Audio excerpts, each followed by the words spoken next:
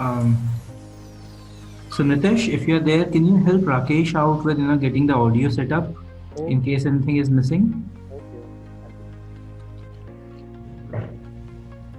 Yep. Meanwhile, Tanya and Sandeep, Yes. Yeah. can we discuss on any questions that you have? So can you see my screen? Yeah. Yes, yes, I can see. Oh, just give me 1 minute. So the screen sharing is on. I don't think there's anything from my side that I can help out Rakesh with. Okay, but he can see the screen, but he cannot listen your voice, ma'am. Can he use dial-in numbers which are provided? Uh, I guess that is another option to just look for, the voice stuff. For voice, you can also join from the mobile. It is Yep, yep. okay, I'll tell him. Uh, so Sandeep, so Yep. the session which you missed and the part that you missed had nothing much to do with, or whatever the ongoing stuff that was going on, the module pattern. We were just discussing what is there in the slides. So I just told about the module pattern, that why module patterns are required. So we had the discussion around the points which are over here, which says module pattern enables you to wrap public, private methods and variables into a single entity. And then it says, okay, we can expose only the public members, just as we saw yesterday, that there are few variables that you need not to expose to the user and that we are not putting in this return keyword. So since that is not inside return, we are not exposing it to the user or the one who is using this function. Okay.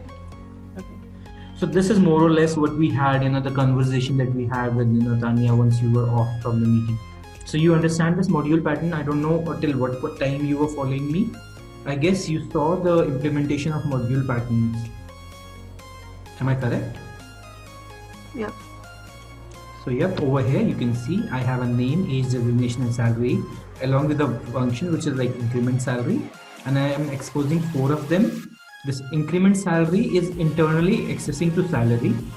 So if we talk about the garbage collection, the salary variable won't be garbage collected because it's still a sort of a private variable accessed by a public function.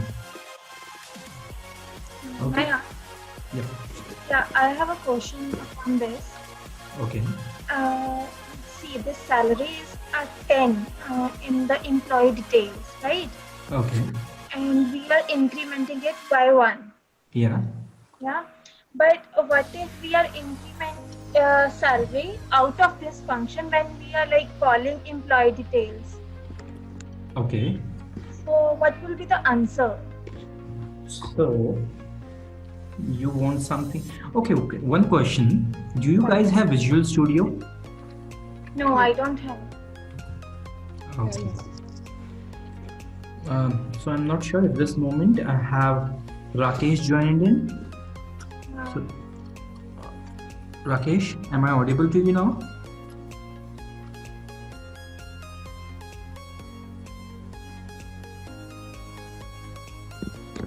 Okay. Meanwhile, Rakesh is setting up the system.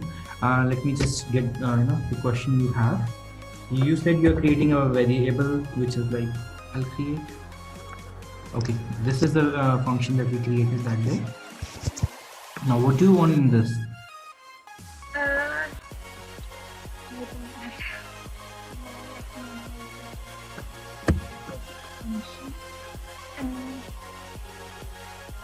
Instead of writing alert salary plus 1, can you please write salary is equals to salary plus 1?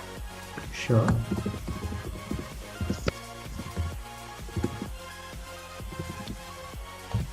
Okay. Yeah, and out of this function, I can access this salary thing, right? No, you're not exposing this function outside return. But if you want, I can put a return keyword from here if you want. Is that what you want? I want to increment this salary out of my function, this employee detail. How can I do that? So I have exposed over here salary variable. Yes. Is that fine with you? Or do you want me to, not to expose this?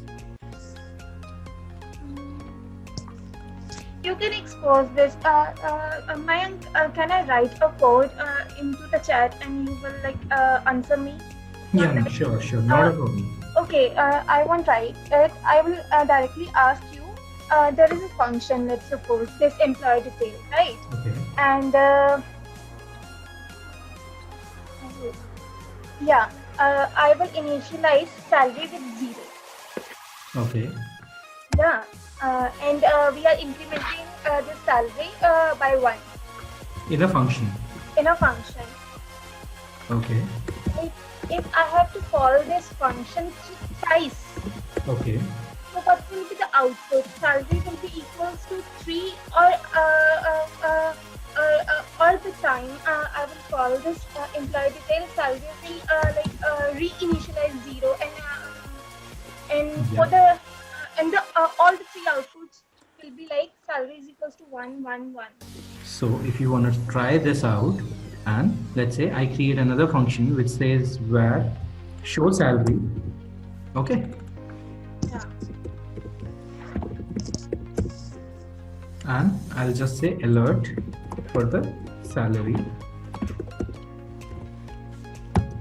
So now over here you will say data dot increment salary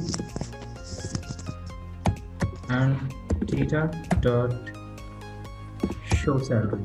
Okay. Yeah. So you wanna do this right. Yes. That caters to your requirement. Yes. Okay. Now let me just execute it.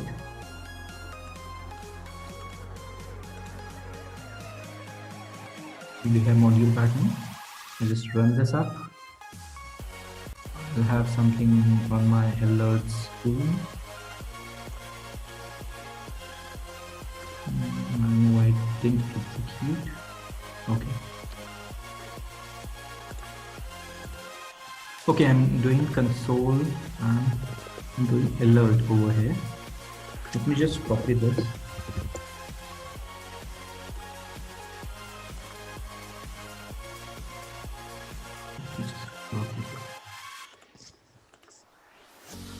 So if I'm not audible to Rakesh yet, then I'm not sure what to do. We are calling this function. It calls for increment salary. Okay, I'll put a debugger over here. Initial salary. Let's see. Over here in data, we got. Okay, I'm not exposing salary. Okay, I'm not exposing salary at the moment. Let's see. The salary comes out to be 0. You are incrementing it by 1. Okay. Then somehow this alert is not coming on the screen. Or let me see if there is an error. It says show salary is not a function. Maybe because I'm not exposing it over here. Yep, I'm not exposing this. So let me just copy the show salary, put it over here and expose this function. Let me run this up.